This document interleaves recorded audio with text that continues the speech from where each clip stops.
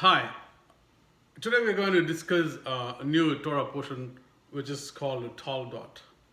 But before that, I wanted to tell you that all these days we were discussing about Kaye Sarah, and actually there are some other portions that I wanted to discuss, but since I did those things last year, I don't want to continue the same thing about the Sarah's death, where she was buried and all. So I just wanted to move into something different. Actually, today I'm so tired. I just got back from New Jersey and New York. I was there for a wedding engagement. Well, anyways, I just wanted to give this one.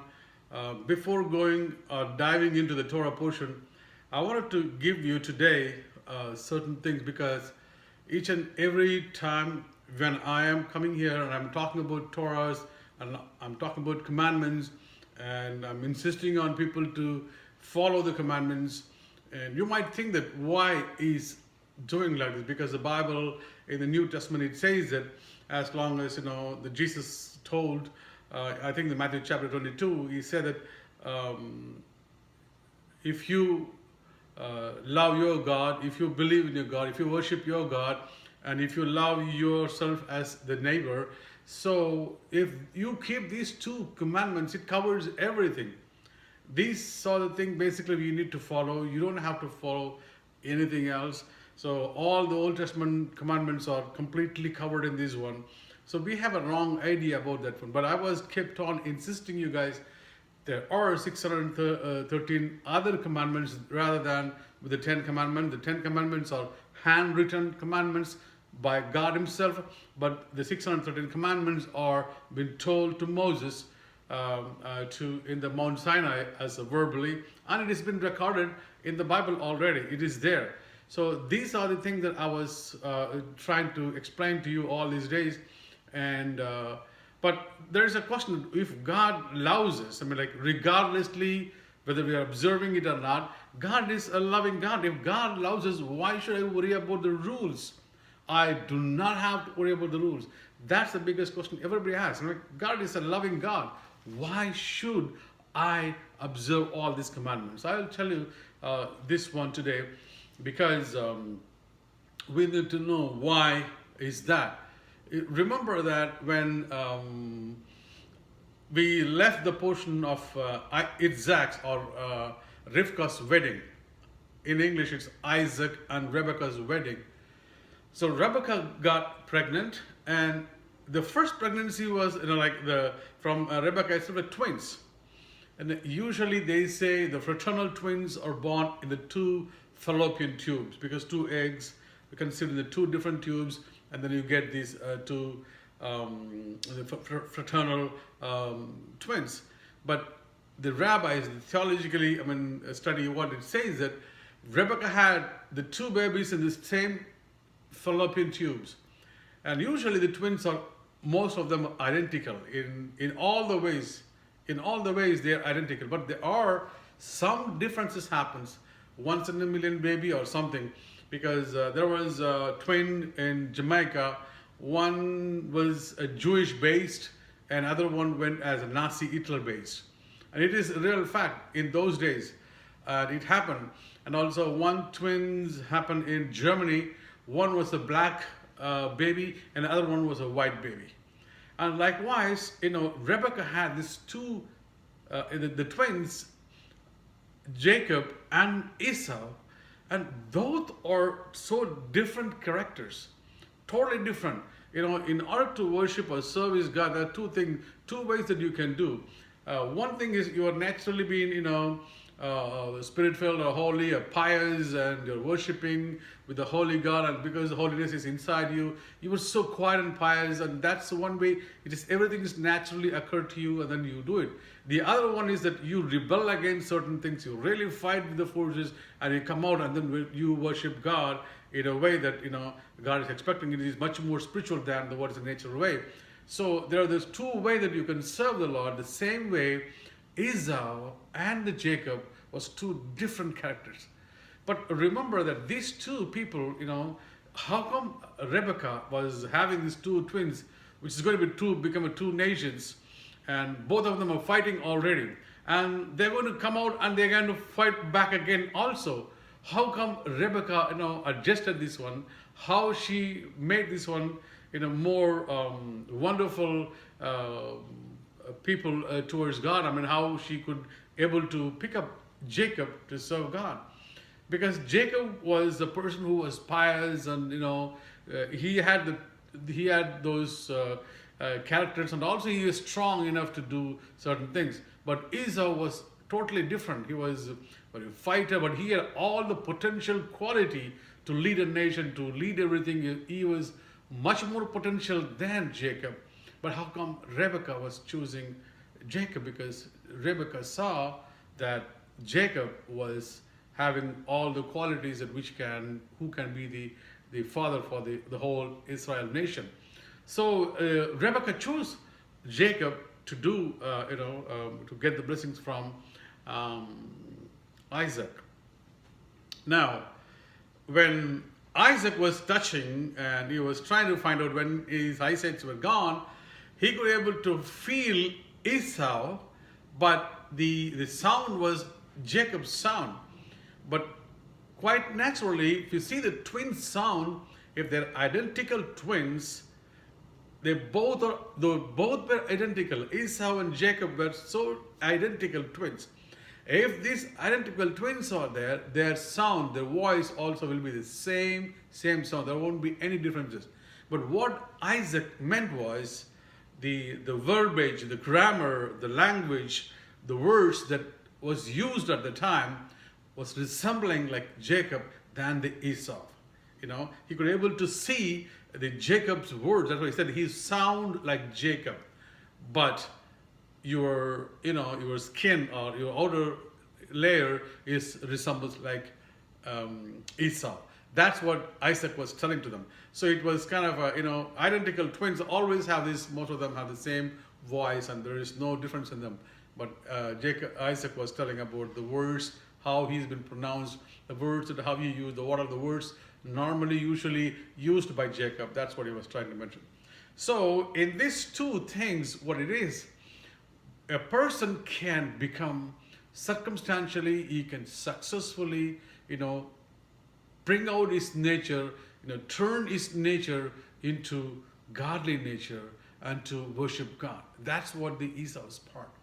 Jacob's part was totally different because he could able to do those things, but he also possesses a natural gift of all those things. But the circumstances has to trigger certain things. How we will trigger this one? There are some inbuilt buttons or switches inside us. All we have to do is switch on the buttons or switches so that we can also be the person that what God was expecting. That's the main thing. So Esau needed to be, he has to switch on his inside nature so that he can also be God's expected child. But Jacob, he switched on his one and he became the father of the whole nations of Israel people. So what would trigger these things? What will trigger the switches inside us? There should be something needs to be switching, or this the nature for us, because a man's nature, that's going to be another topic that I'll be preaching coming up week about the morality and the free will and free choice. We all have a nature. We all have a nature built inside us.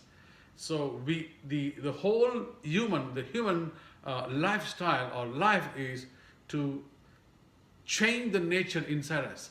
If we have a rebellious nature, if we have a nature for something so bad, that's our life.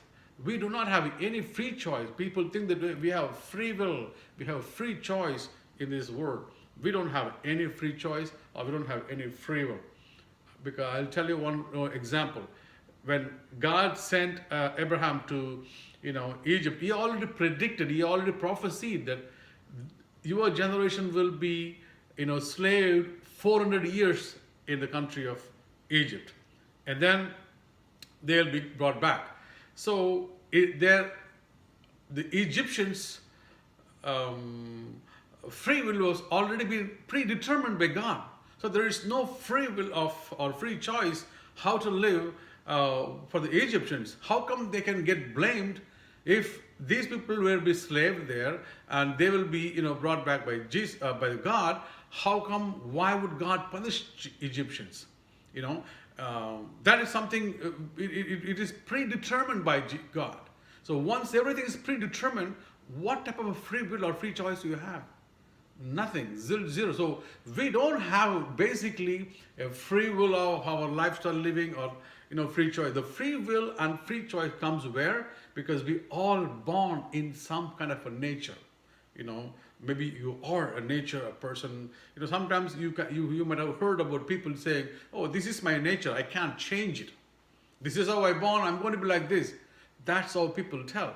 But this is what that our free choice comes in. It kicks up because changing the nature. That's what the choice has been given to us.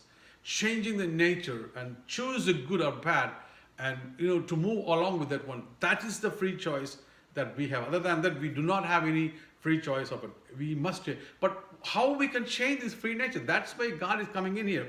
How we can change our nature? There should be something that makes us to change our nature. That's why God designed the whole thing and the whole commandments thing, and He gave the 613 methodologies to change our nature. In these 613 methodologies, there were 248 methods to do things right way, and then 365 methods not to do things. There are do things and there are not to do things.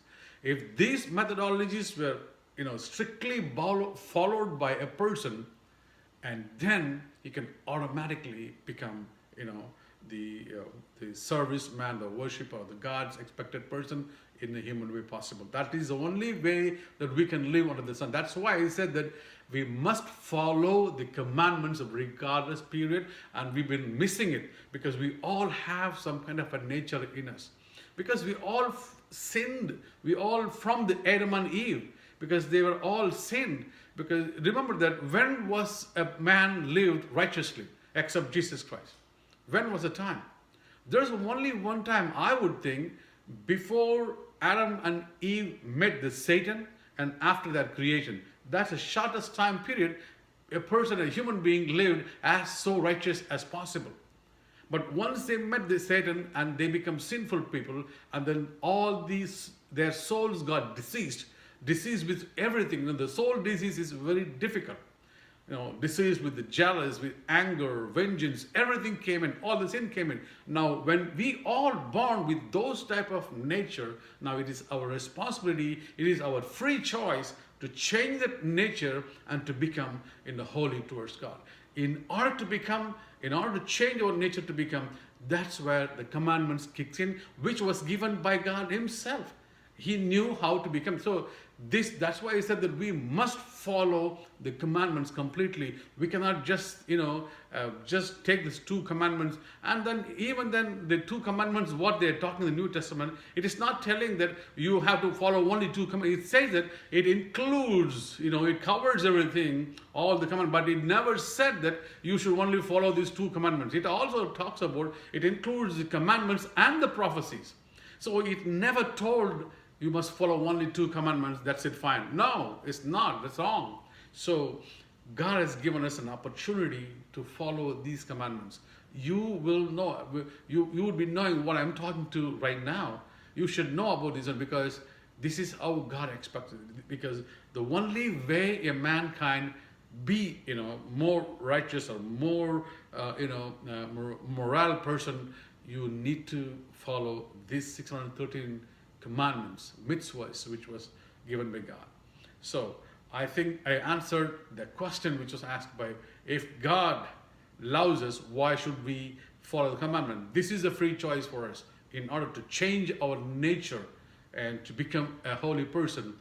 That's so we can get closer. The more commandments we observe, the more closer we're getting to God ourselves.